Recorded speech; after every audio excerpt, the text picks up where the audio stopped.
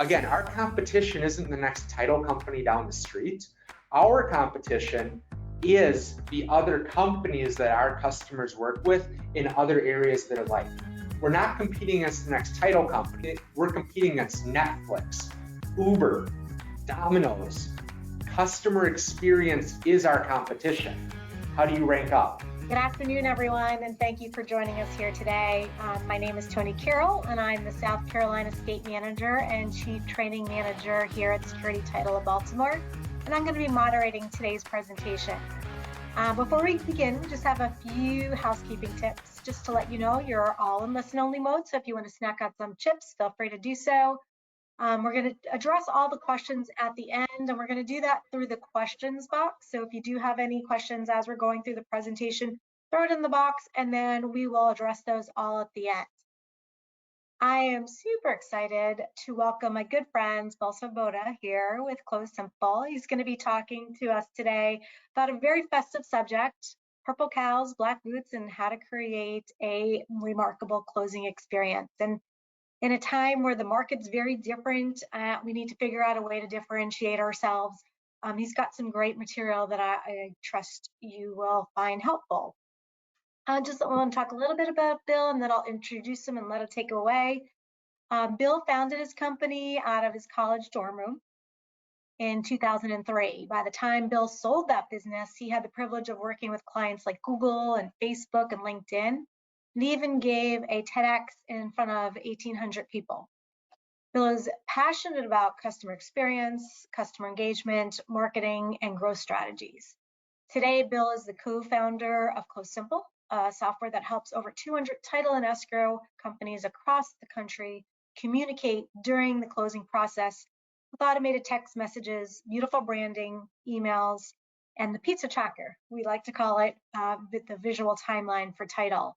I've heard Bill speak many times. He is very charismatic, and we're super excited again to have him here. So I'm just going to let you take it away, Bill. Thanks for joining us. Thanks, Toni. It is an absolute pleasure to be here with all of you. I have the chat open.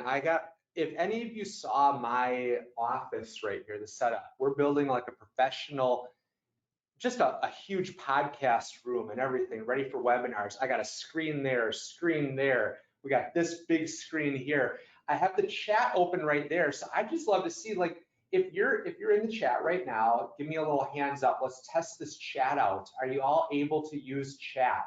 I'd love to see if it can come through here. But Toni, I am so excited about today because, like you said, this market today is really interesting. We have a lot of people right now, we're going, we need more orders. We need to somehow get our head above the water and work on our business, not just in our business. We need to think about the future, and along with that, there's a lot of uncertainty. So today, Toni, you kind of hinted here, what are we talking about? Purple cows, black boots, and how to create a 6-star closing experience. Now, some of you on the call might be wondering, like, what in the world does that even mean? Like, what is a purple cow, a black boot, and why do 6 stars? Okay, we're gonna tie this all together. The umbrella that I want you to think about is this though, customer experience, okay? Customer experience. So purple cows, black boots, how to create a remarkable, I say a 6-star customer experience. The umbrella that I want all of you to think about today as we go through this presentation is customer experience. If you think about it, you choose one company over the next. The reason we choose an Uber over a taxi is because of the customer experience, because the interface that we have with our smartphones here. You know that when you call the Uber, you can watch it come left turn, right turn, left turn, right turn, all the way to you till it picks you up. You know how much it costs, you know everything about it. And today, I really want to think about this conversation. How are we going to create a 6-star closing experience in terms of how are we going to create a customer experience that is so, I would say, tailored to our customer, so unique in its approach that no other title company can even compete in your customer's mind. And I know that even on this call here, you might be looking and going like, okay, are my competition going to be here? They might be. But what I want you to know is each title company on this, you're going to grab 1 or 2 things from it to apply to your customer experience that's going to be totally different than the next title company. So let's start here. What is a purple cow, black boot, and a 6-star customer experience? What does this even mean? I want to start by these two words here, remarkable and unforgettable. Remarkable and unforgettable. Why do I say these two words are important? Remarkable, I think, is one of the words in the English language that is, I would say, underused, especially in business. What does remarkable actually mean? Remarkable means worth talking about. So when we talk about something that's remarkable, we're talking about something that we think is important. We think about, hey, this is worth me sharing. This is worth me telling my friends about, my neighbors, my customers about, my family, my friends, a topic that is remarkable. I always like to say you don't need to advertise a good party. Why? Because a good party advertises itself. Now, moving on from the word remarkable, unforgettable. Unforgettable, we all know what that is. You come into these experiences in life and you're like, this is unforgettable. I could never forget the experience I had at that hotel. I could never forget when I met my spouse. I could never, unforgettable. I want to tie these two words together as it relates to a closing experience. Because I think a lot of times in our industry, we talk about closing experiences as we get the file, all the way to closing day, all these things that have to happen, and we forget about the customer in that and realizing that the customer is working with countless other companies on countless other parts of their life, and they're comparing our closing experience to their experience with Netflix, or they're comparing their closing experience to what they just experienced with their realtor. My goal is to create a remarkable and an unforgettable closing experience. So as we're kind of going into that, we're going to talk about two guys here today. This is Seth Godin and this is Tom Ford. Seth Godin, Tom Ford. And they're going to kind of set this topic up. If we're going to talk about how to create a remarkable and an unforgettable experience, these two have shaped those words in my head in ways that nothing else has. I want to start with Seth Godin here. Seth is a New York Times bestselling author. The guy is an entrepreneurial wizard. If you look at his blog, SethGodin.com, I believe it's SethGodin.com or SethGodin.net, every single day he publishes a new blog on some topic. And you just snippets, rich little snippets. If you've heard the phrase tribes, it's because of Seth Godin. He came up with that. You want to be around people that know you, that understand you. We work with people we like. We speak to each other in tribes, right? Your customers love you because you're you, because you offer the services you offer. They're in your tribe. That's a phrase that Seth Godin actually came up with. I want to, though, talk about a different phrase that Seth Godin came up with because this is just amazing. One day, Seth Godin is in the English countryside, okay, with his wife. Now, his wife has this illness where whenever she's in any moving vehicle, doesn't matter if it's a plane, a train, an automobile, shout out to any John Candy, Steve Martin fans out there, planes, trains, and automobiles. No matter what type of automobile she is in, his wife will fall asleep, okay? Doesn't matter, she just falls asleep. Well, at this point in Seth's life, he has two young kids. And these two young kids, though, are at the stage in their life where they don't fall asleep in a moving vehicle. What do? They're fighting the entire trip. Seth is just trying to make it through the English countryside to where he has to go. But all of a sudden, his kids are fighting, they're doing what kids do. They go silent for a split second.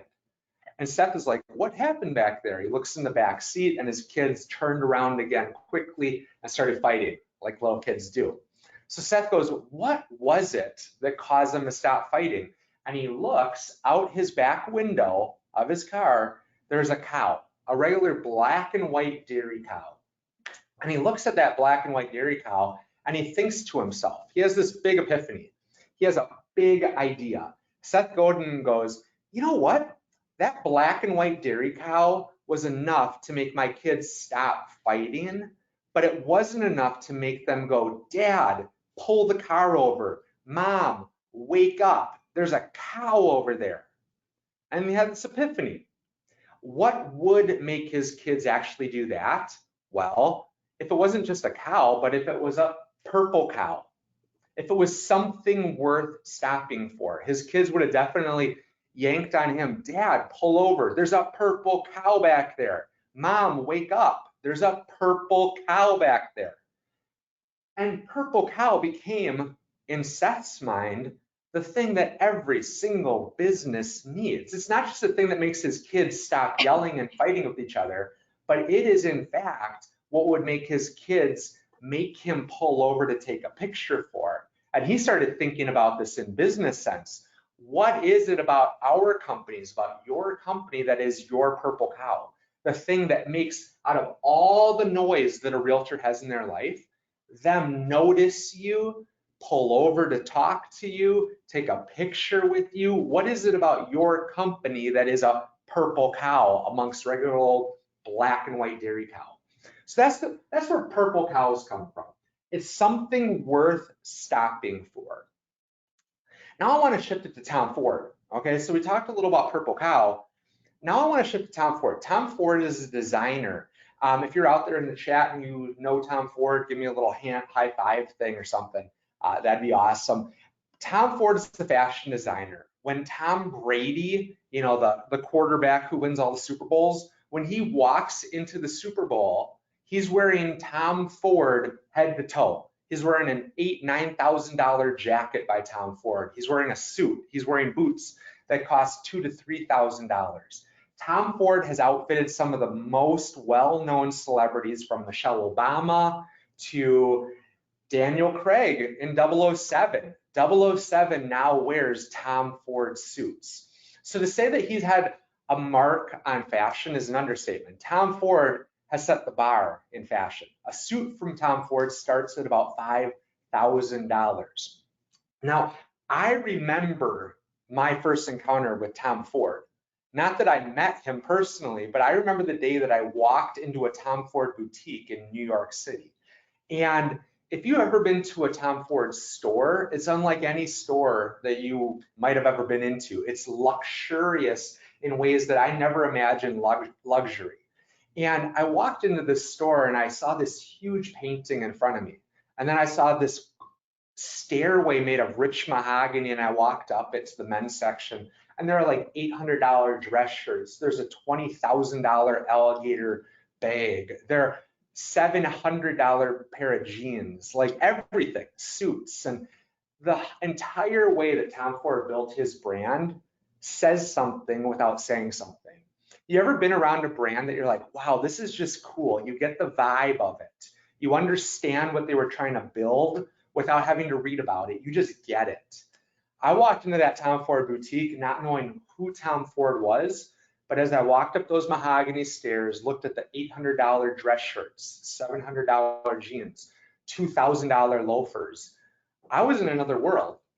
And then I noticed one thing, a pair of boots. Tom Ford Chelsea Giannis with a silver buckle on the side, size 12 and an 1.5 heel. It was a normal Chelsea boot. I'll actually show you like what it looks like.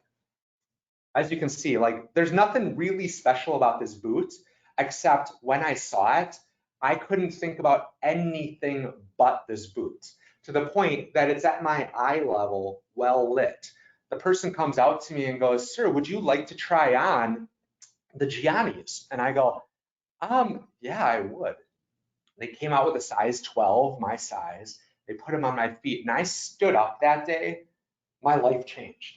My entire life changed. I put these boots on and they felt like they were made for me. The way the arch comes up, the way this toe comes to this 45-degree slant right here, everything about it, it felt like they were made for my feet. I'm walking around that store and everybody's looking at me like, what in the world is this guy doing?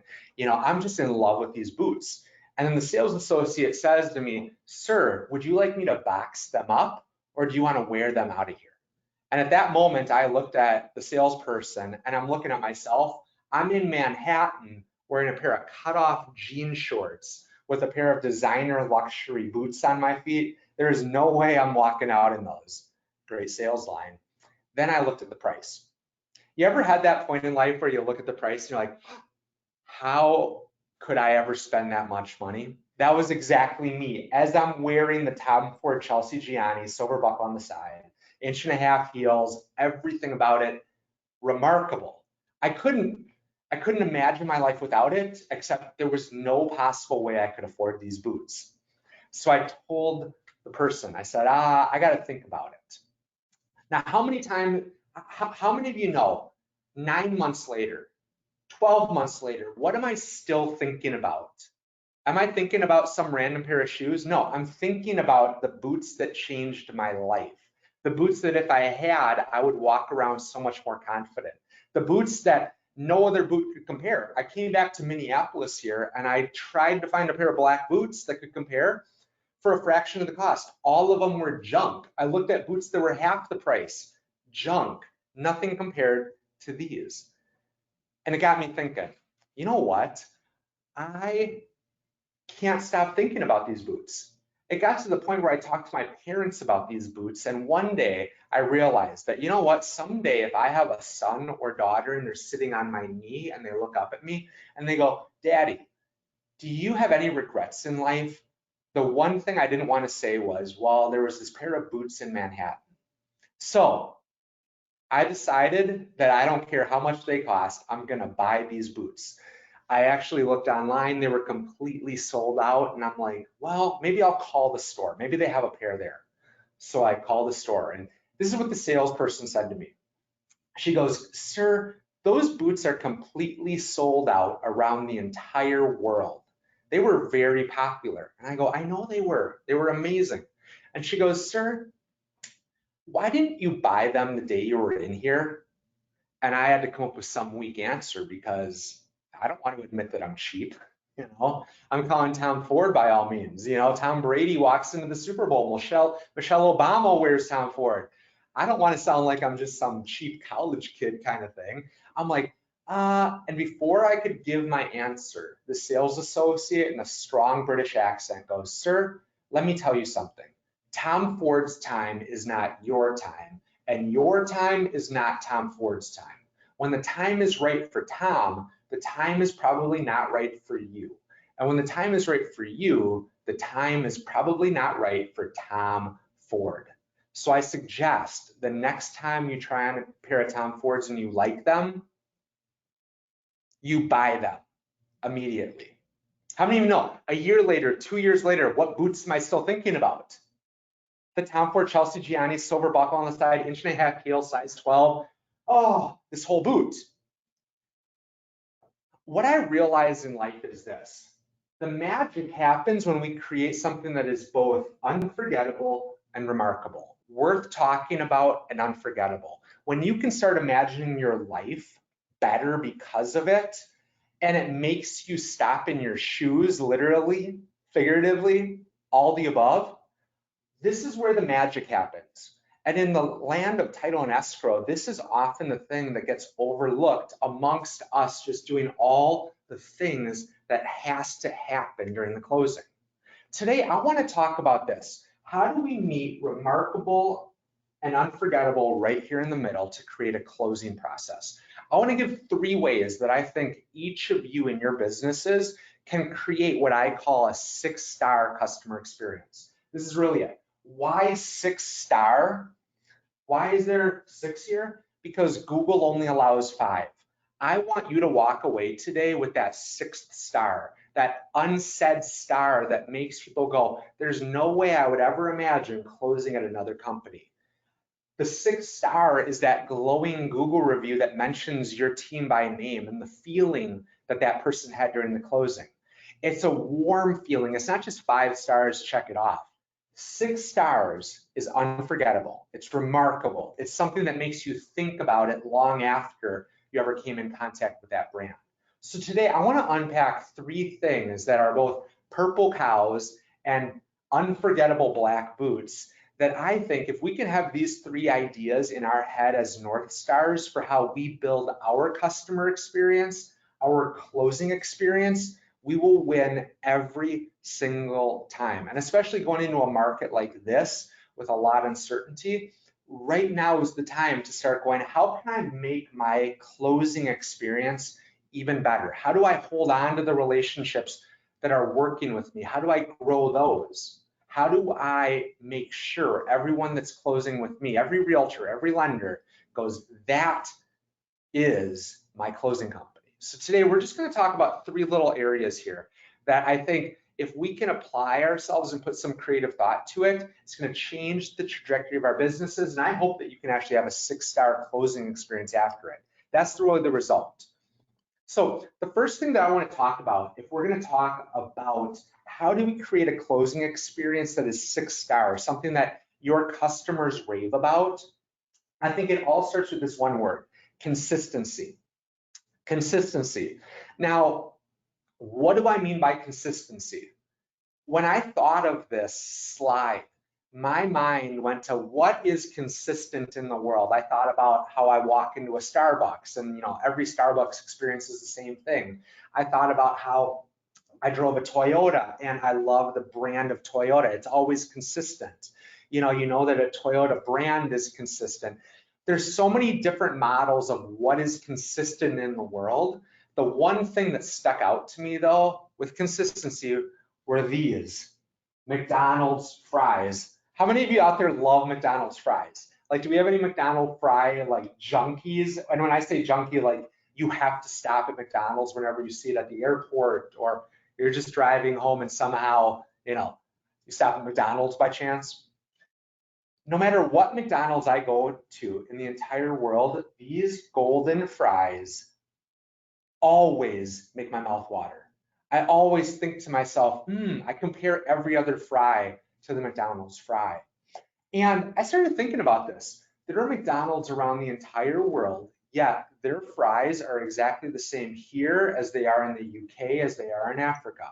The McDonald's fry somehow is the same. But the McDonald's fry is only the end product of consistency in a process. The McDonald's fry is only the McDonald's fry because it's a certain potato grown in a certain field, cut a certain way, deep fried in a certain way, salted a certain way, and it's a process from the potato in the ground to the potato in your hands right here. So how did McDonald's make this process? I think in the title and escrow industry, we often talk about processes, and what I've realized is we often think of the internal processes that have to get done on a file instead of thinking, how is this going to impact the customer? Again, we're talking about a 6-star closing experience. So how do we think about every internal process, that consistent process, as it relates to not only making the fries, but serving the fries? And I thought about it. McDonald's is really an interesting brand because it didn't start as grandiose as we all know it today. It actually started out of one little burger shop. If you're familiar with this movie, Michael Keaton starred in The Founder. It's a brilliant movie. This is homework for you to watch maybe this weekend. But in The Founder, Michael Keaton plays the role of a guy named Ray Kroc. And Ray Kroc is this milkshake salesman, milkshake machine salesman. And he travels the country trying to sell milkshake machines to little hamburger places, okay? He's on his last leg though, because he can't sell a milkshake machine for his life. His marriage is struggling back home because his wife is saying, when will you get rid of the garage full of milkshake machines? How many of you know wives out there, if your husband had a garage full of product that wasn't moving? I know my wife at home, when my clothes stays on the floor, she's like, what's happening with that?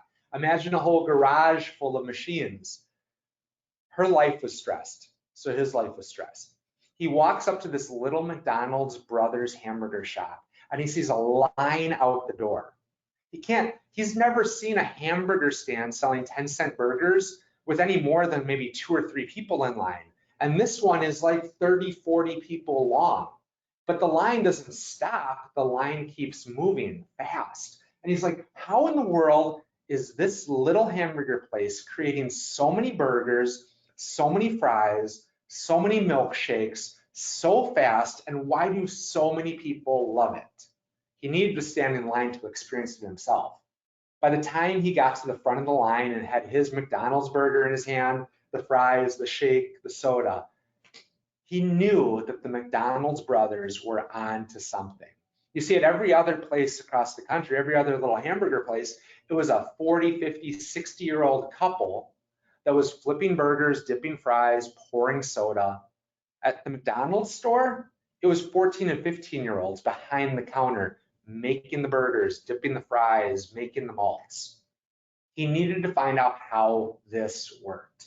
So I actually want to show a clip from this movie. We're talking about consistency and a consistent process for the closing, for the file, for how the customer is going to be interacted with during that process. I want to take you behind the scenes from this movie as to how McDonald's actually came up with how they created this process where they could hire 14 and 15-year-olds to flip burgers, dip fries, and make shakes. So this is about 2 minutes, and turn your volume up. Hope you enjoy. And you were gonna love how we did it, Dick. You gotta tell him. Tennis court? Okay, he brings me out to this tennis court, and he's drawn this line, the exact dimensions of our kitchen. Sink on the right, extruder on the left. Extruder. Bagging and hood. Hood, okay. Garnish. This is burger finish. Got it. And then this is burger slide. We could just move those.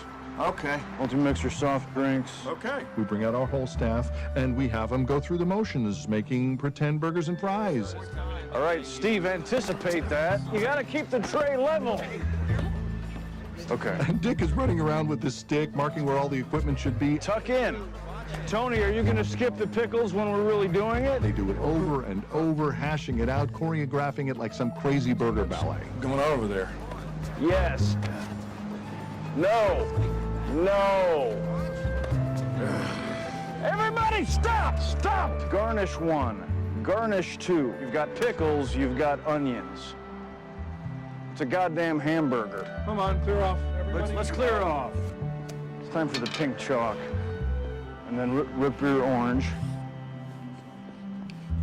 See all this open space here now? We've rearranged the fry situation, so now it's stage left, the deep fryer stage right. Begin. That's great. Come on, guys. They're pretty tied up here. Yeah, watch it. The Lazy Susan. It's the timing of the Lazy Susan. Those are finished burgers. You can't... Hold it. I still think there's a third version. What do you want to move? I want to move everything. Back to stage left, please.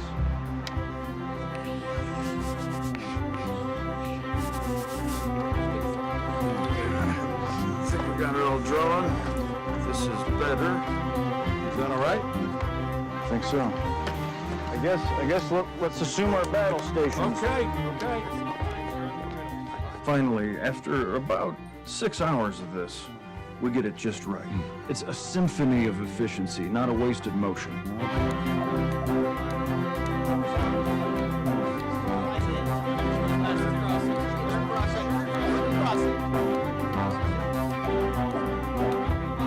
Good form, Jasper. Feel good about those pickles. Catch up. Use your Lazy Susan. Put your back into it, Seth. And pickles and pickle and mustard.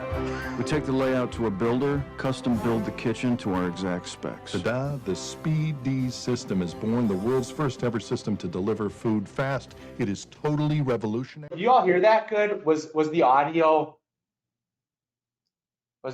good? Awesome. Let me ask this. How long did it take them to come up with the Speedy system? Does anybody remember how long it actually took them standing on the ladder looking down? Anybody in the comments here? I'm looking at the comments, so this is awesome. I love it. Well, Tony, you've basically been the comment board. You're basically hitting up the comment board. It took 6 hours of them getting on the ladder to look on at the business to go, what could we build? To look at the table, to look at everything at the tennis court, to go, if we had this right there, and if we had that right there, if we moved around this, then it could do this. 6 hours, not in the hamburger shop, 6 hours on a tennis court. My question today is, do you have those ladder moments where you're working on the business, not just in the business, where you're thinking about what could we create right here, where you're thinking, what would our customers expect? How can we make this better? There's two words in the English language that are so strong, and those two words are this: what if? What if? Think of it. What if is what Columbus said when he went to the Queen of England and said, what if we could go across the sea and find new land? What if is what JFK said thinking about the moon. What if we could land a man on the moon? What if, what if, what if? In your business, I just want to ask this. When's the last time you asked those questions? What if? What if we could do and fill in the blank? I like to call these moments Starbucks moments because one, I love coffee. And two, I love going to Starbucks, detaching from my office. And I just have a little notebook in front of me and I think about, I call it the Starbucks moments. I'm going to not work in my business. I'm going to get away from it for an hour or two. And I'm just going to think, when's the last time you were able to do that in your business? If we're going to talk about consistent process, it starts not by you being in the rat race of your business and just doing. It's in having those ladder moments where you get above it and think, what could we do? What if we rethought the closing process? What if we rethought how we communicate with real estate agents? What if we rethought how we communicate with lenders? What if, what if, what if? If you're taking notes today, just write those two words down in your notebook. What if? That's really the question that I want you to start thinking about in your business. What if? Because it's so often easy to go through the motions. In this case, it's easy to just create burgers, right? Dip fries, make malts. Unless they would have got on that ladder and go, what if we readjusted that and drew it out on the court? What if we put that over there? What if, what if, what if? When's the last time you asked yourself in your business, what if we did this? When's the last time you asked your team? So consistency, that's number one. The second thing though, that if we're gonna create a remarkable closing experience, a 6-star closing experience for our customers, we have to offer this. I put air quotes, control. Now, let me ask you this. When a customer is working with you, let's say a buyer or a seller, do they really ever have control of the process? Absolutely not, right? Do you want them to have control of it? Absolutely not. Just like this. Today, when you call an Uber, are you ever really in charge of, are you ever in control of that Uber really? No. You call the Uber and you watch them left turn, right turn, left turn, right turn, all the way to you. If they take a left instead of a right, you go, what in the world just happened? You freak out because it adds 10 minutes to their Uber drive for you. Same thing is true with your customers. Your customers aren't in control of the closing process. So what do I mean by giving your customers control? I mean this, it's a sense of control. By Uber allowing me to look at my app and go, I want to go here. It's going to cost me $20.35. It's going to arrive to me in 10 minutes. What does it do for me as a consumer? It gives me a feeling of control versus just waiting for a taxi to come. The same thing, when I'm in the Uber and we're driving from my house to the airport and I'm watching it and I can see that we're arriving at 12:45 p.m. And now we just hit traffic and it goes 12:49 p.m. What happens? Am I in control of that car? Absolutely not. But I feel in control of a process that is otherwise unknown to me. Our customers are exactly like that. You think about the closing process, it is one of the craziest things from the outside looking in. I mean, I know title professionals that have a hard time describing everything that happens during it. If we already think that, imagine what our customers feel. Imagine what our real estate agents, our lenders, what they all feel.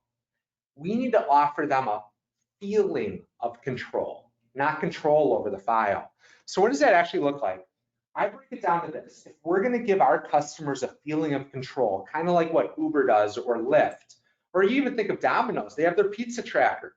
You know, if you can order your pizza and watch it go from the order to the bread, to the oven, to the boxing, to en route to you, why shouldn't your customers expect some level of control? Again, our competition isn't the next title company down the street. Our competition is the other companies that our customers work with in other areas of their life. We're not competing against the next title company. We're competing against Netflix, Uber, Domino's. Customer experience is our competition. How do you rank up? So I want to outline 4 W's. If we can answer these 4 W's for our customers during the closing process, I 100% guarantee your business will look completely different. This is what my company specializes in, thinking of how do we help you communicate better. And when we've seen companies actually lean into this idea of helping their customers feel in control, we've seen the number of incoming emails and phone calls to a title company get decreased by up to 70% by proactively instead of reactively communicating. So what are these things? The first thing any customer wants to know is they want to know where they've been. Think of the Uber app. I want to see, like, right now, okay, I understand this. I'm in the Uber app. I get where I'm at. This is where we are. Second thing they want to know is where they are right now. I can see myself on the Uber map. I can see I'm right there. I can put in the GPS location of where I want to go. And all of a sudden I can see it's between here and there. Our customers just want to know that they fit into a process. They want to know that this closing experience isn't something foreign to us even. It might seem foreign to them, but do we have a process communicated? Do we know where they are? And can we communicate that to them? The third thing they want to know is where they're going next. Think about it. I broke my arm actually a few years ago. If I rolled my sleeve up here and had better lighting, you could see a big scar there. I broke my arm playing basketball, and I had to spend the night before my birthday in the hospital because I broke this arm so bad it was shattered. And I woke up the next morning in the hospital on my birthday, and if the nurse would have come in and said, the doctor will be in sometime this afternoon, what am I going to be thinking? I'm going to be anxious, right? But if the nurse says, hey, the doctor's going to be in at 11 a.m., it's 6 a.m. right now, I'm going to come back every hour on the hour just to check how you're doing. All I have to do is live in hour segments. I don't have to wait till 11 a.m. to feel like my stress is going to be relieved. But when that nurse would say, the doc will be in sometime later this afternoon, how many of you know your mind wanders and you're looking for some semblance of control? Our customers, that's the same thing for them. They simply want to know where they're going next. Tell me what is going to happen next. Tell me, are you coming back into my room to look at my broken arm? Am I going to get something done to it? Do I need to go into surgery? Are you going to give me medication? Your customers during the closing are the same way. It's funny, right now I'm going through a closing process for my condo, and I'm selling it right now. And it's funny because I am in the customer's shoes, and I find myself even going, hey, I know title really well. Again, I don't own a title company. I have a software that title companies use, and I know a thing or two about title, but I'm still at times feeling left in the dark, and I know the process. Think about that. I know the process and I still feel left in the dark at times. What does that mean for your customers? They just want to know that they fit into a process and that they know where they're going next. Now, these 3 things are big for any customer to know: where they've been, where they are, where they're going next. The 4th W, though, is the one that most people forget. And this is where most of the anxiety gets built. It's this. The 4th thing is this. We need to tell our customers when they should expect to hear from us next. Go back to that example of the nurse in the room. Hey Bill, the doc's going to come in later this afternoon. I look at my watch and it's 7 a.m. I don't know what this afternoon means. If the nurse would say, like I already said, the doctor will be coming in at this time, and I'm going to be stopping by your room every 1 hour. Till then, all I have to do is live in 1 hour segments. Your customers, even if they know that they're in a process, the reason why so many emails, so many phone calls, so many questions come into us from buyer, seller, realtors, and lenders is simply because we often in this industry are so busy doing a great job on the closing that we forget to tell that person when they should expect to hear from us next. So in the absence of clarification, what happens? People get anxious. People wonder, hey, I haven't heard from my title company. Hey, it's been 2 days.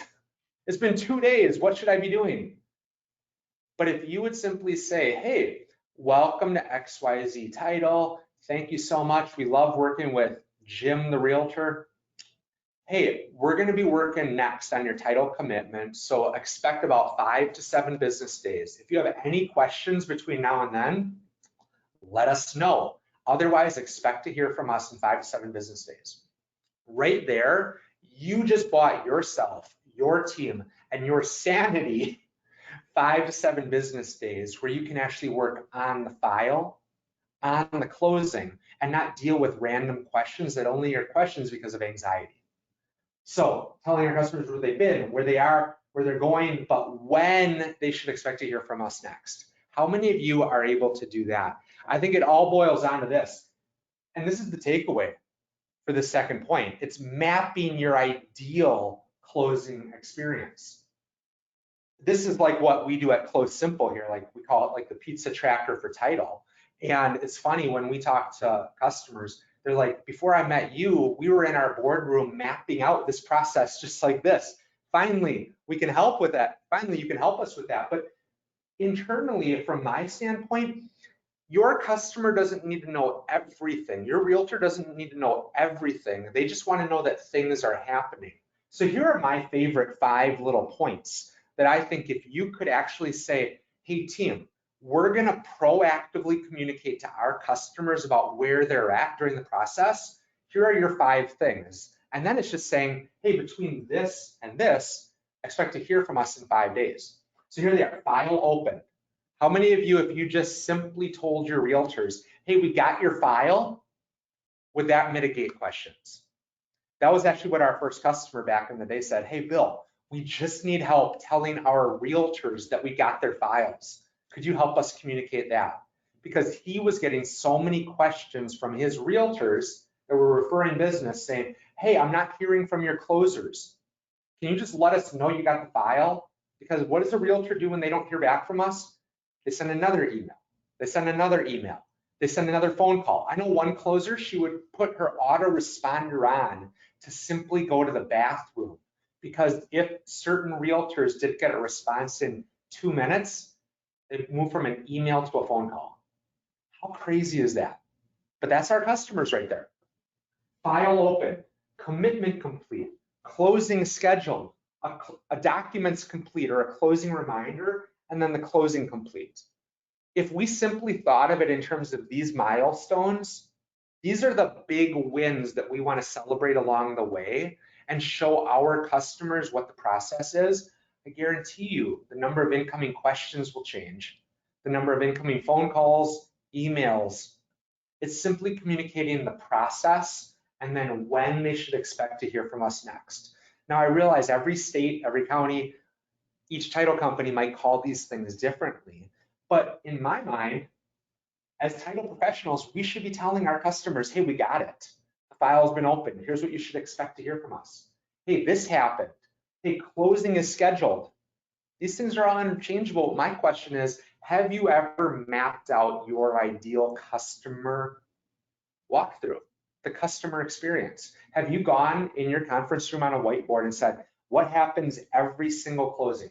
What is our ideal closing? I know sometimes it's gonna be messy, but what is the ideal one that we're gonna hire people to facilitate? Go back to McDonald's. You know, the reason McDonald's was because they could actually hire 14 to 15-year-olds to flip burgers, dip fries, make shakes. No, I'm not saying we hire 14 and 15-year-olds in this industry, but what I am asking is, do you have an ideal customer experience mapped out that each member of your team goes, this is the gold standard. When you close with XYZ title, this is what's gonna happen. That's really my question. I got this little ebook here that I actually wrote. If you'd like, you can download this for free. I'm not gonna spam you with stuff. Super easy, but it's the 6-star customer experience playbook for title and escrow. Got some exercises in there, got some things that you can easily download, print it off, share it with your team.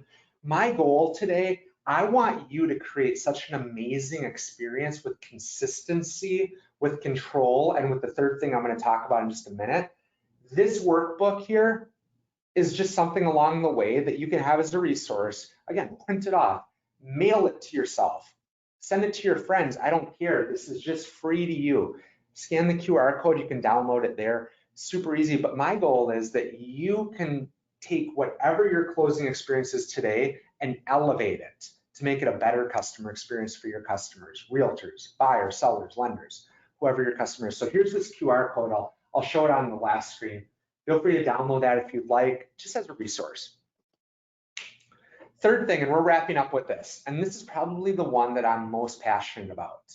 Okay, if we're gonna build a remarkable, worth talking about closing experience, and if we're gonna make an unforgettable closing experience, this one word can't go without saying. It has to be filled with care. Now, why do I use the word care? I use the word care because in our industry and in industries in general, we always talk about customer service. I want to talk about customer care. So I say care versus service.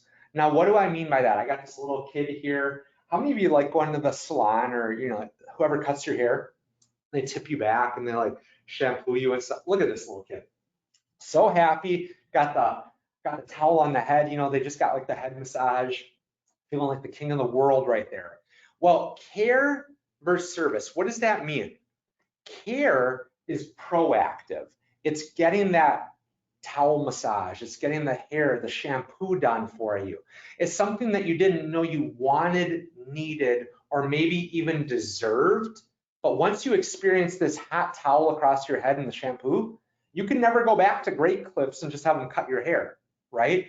Care is proactive. It's something we didn't know we wanted, needed, or even deserved. But once we experience it, we could never imagine our life without it. Service, on the other hand, is reactive. Service is what we get paid to do in this industry, in every industry. Think about it. Service is reactionary to a customer problem. If we don't offer great customer service, meaning response to things that happen, meaning moving the file along, nothing else matters. You could have the most care, but if you don't actually provide the right service, you don't have anything. But care raises the bar. Service is the cost of entry. Think about it. When you go get your oil changed, you go to the service department and you're sitting there for 30 minutes. Maybe they have Wi-Fi so you can work on stuff. Nobody looks forward to the customer service department.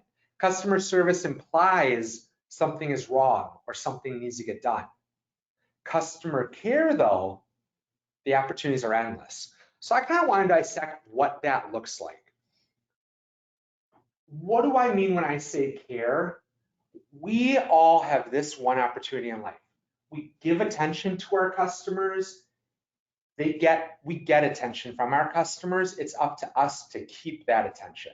So we give attention to customers, we get attention back from them, then it's up to us to keep it. How do we keep it? We keep it with that customer experience, with care, with that 6-star experience that doesn't compare to any other title company. You think about it, what could you be doing to not only just go through the motions of a file, but what could you be doing to create emotions so that once you give attention to that realtor and say, hey, just get us, you know, we'd love to try you to try a file with us. We'd love it. You've paid attention to your process. You've thought about what could we do better. Now you've gotten the attention. How do you keep your realtors in this funnel right here? It's with the experience you provide. You get the first deal, you get the second deal, and you keep going. You keep impressing, you keep wowing them with this 6-star care. I think there's a great example of what this looks like, and I actually want to show a video of what it looks like to go from service to care, and not just care, but 6-star care. How many, if I ask this, I'm not going to get a response fast enough. I'm sure you're familiar with the Ritz-Carlton. The Ritz-Carlton has this methodology where they instill in each one of their employees that up to $2,500 each employee can spend on a person to make their day. So let's say, Toni, you and your husband are celebrating your 25th wedding anniversary and you're going to a Ritz-Carlton in Naples and the Ritz finds out about it. Each employee is authorized to go, hey, this is a very special day for Toni and her husband. They can spend up to $2,500 to make that a truly remarkable, unforgettable experience. Now, would they spend $2,500? Probably not. They might just give you an appetizer at dinner. But what does it look like to not go through the motions, but to create emotions? That's what the Ritz-Carlton prides itself in. That's what 6-star care is. You could go to any hotel in the world, but when the Ritz hears that it's your anniversary or something special or something bad happened, they spring to action and go, what could I do to make this remarkable? How could I make this the best experience? I want to share with you one last little video here. It's about 2 minutes. And this is actually a guy named Hurn, and he's going to talk about his 6-star experience with the Ritz-Carlton. Now, he calls it customer service. After today's session, I think we would agree this is not service. This is not going through the motions. This is creating emotions. So I like to call it care. But I want to show you this quick video as a little takeaway. And I can make this available to you after this also if you'd like to share it with your team. So here it is, Hurn talking about his Ritz-Carlton experience. Hi, I'm Hurn, the CEO and co-founder of Mercantile Capital Corporation. Today I want to tell you a short customer service story that I think will warm your heart as much as it has mine. About 6 weeks ago, during my kids' spring break, I was in Los Angeles on business. So we decided to send my wife and my 2 kids up to Amelia Island Plantation to the Ritz-Carlton there. And they did what a lot of people do when they drive somewhere on vacation, which is they forgot to bring some of the stuff home. But what they left behind was my son's, effectively his teddy bear / blanket. He puts it on his pillow every night. He's had it there for, I don't know, since he was probably 1.5 years, 2 years old. So what happened? Well, I came home, was putting him to bed the first night, and turns out we didn't have his Josh, and he was inconsolable. So I did what a lot of dads do when your son is inconsolable, which is I made up a big whopper, a big lie, and told him that surely Joshy just wanted to stay on the vacation for a few extra days and go play golf and hang by the pool and things like that. So I finally gave him to bed. He stops crying. I tell my wife what happens. She said, well, we just got a phone call. They found him in the laundry. A couple days later, in the mail, comes Joshy. Well, it doesn't just come with Joshy. He has a lot more to it. In fact, here's the first thing that we saw. Joshy gets a laminated card, the Ritz-Carlton, loss prevention. Then we get a binder. Joshy, a photo of him right there on there at the Ritz. Here's what's inside it, and this is where it really gets kind of fun. Hey Riley, we just wanted to let you know we found this little guy hanging around the pool and thought that you might recognize him. Joshy told us he was having a lot of fun with some new friends like Amelia the parrot, but missed his ride home with you. Next one is one of my favorites. Joshy decided that since he was going to be at the hotel for a few more days that he would get in some much needed relaxation. Second to last, after a day of relaxing, we asked Joshy if he would want to help us in the loss prevention office. Of course he said yes, so we made him an honorary LP officer. And last, he even got to drive on the beach. After a day of helping, Joshy decided it was time to go home, so we thanked him for a job well done, and he jumped in a box and returned home to you. So, this is the little guy right here. This is Joshy. This is, I got to sneak him home actually tonight so my son doesn't know I filmed this video. I'm eternally grateful, my wife and I both are, to Aaron, the loss prevention office. We're definitely going to send this into Ritz-Carlton Corporate, and I hope you share this nice little story about what people can do when they want to provide fanatical customer service. So I just want to end with this idea. Creating opportunities for delight. You know, I stressed it before, go into your boardroom on a whiteboard and go like, what does it look like to close with my company? The thing that's missing is this is just service. This is service. It's just going, hey, we got your file. hey, title commitment's complete, or fill in the blank, whatever milestone you think should happen. The thing that's missing is the soul, the thing that puts the cherry on top, the thing that makes your title company different than every other title company, and that is an opportunity for delight. Where can you insert those smiles along the way? Where, when you've thought of your process, could you go, hey, you know what? The buyer, the seller, they're always coming into our office on closing day stressed. What if we sent them a link before the closing day and said, hey, would you like us to have brownies or cookies waiting for you? If we don't hear back from you, we're gonna have hot chocolate chip cookies. It's giving that person a preview of what's gonna happen. I actually know one title company in Texas, they were masterful of this. For the buyer or seller, they knew that the closing could go messy. How many of you know closings don't always happen perfect? So this title company realized that if they simply offered breakfast or lunch to the buyer or the seller on the day of the closing, that any sin could be forgiven on closing day. Because if the buyer or seller came in and they were hungry, they missed breakfast, they missed lunch, they were going to be cranky when the documents needed to be reprinted. So this title company would actually email them back here once closing scheduled, and they'd say, hey, closing scheduled on this date. Want to offer, we love offering breakfast or lunch because we know how busy closing days can be for you. If you'd like, we're going to order from Panera. Here's the options. Let us know. If you don't reply, we'll have brownies waiting as well. How many of you know that was the thing? That was the opportunity for delight that title companies got talked about. That was the realtor mentioned to the buyer or seller when they said, hey, close with this title company. Here's a great one because fill in the blank. What are your opportunities for delight? What are the things that if you could set the bar higher, that you could offer not just service, but care?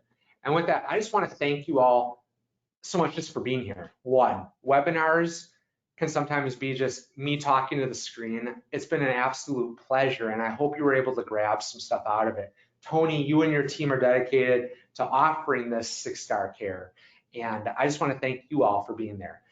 Here's that QR code again if you want to get that free ebook.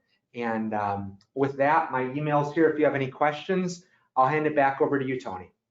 Awesome. Thanks, Bill. I have determined that I do want to be Josh when I come back in my next lifetime. That was great. And, you know, there are things that you can, as a title company, we have opportunity to look at our processes today, what our closing experience is, and bring additional resources to that table to be able to have that closing, whether it's giving them previews to the documents ahead of time, or, you know, a lot of the things that Bill said, lunch, you know, ahead of time, or maybe it's, you know, providing information, somebody's new to the area, where they can go, what doctors are available, what restaurants are around, what's in the neighborhood. So you want to find out, like Bill said, what works best for you.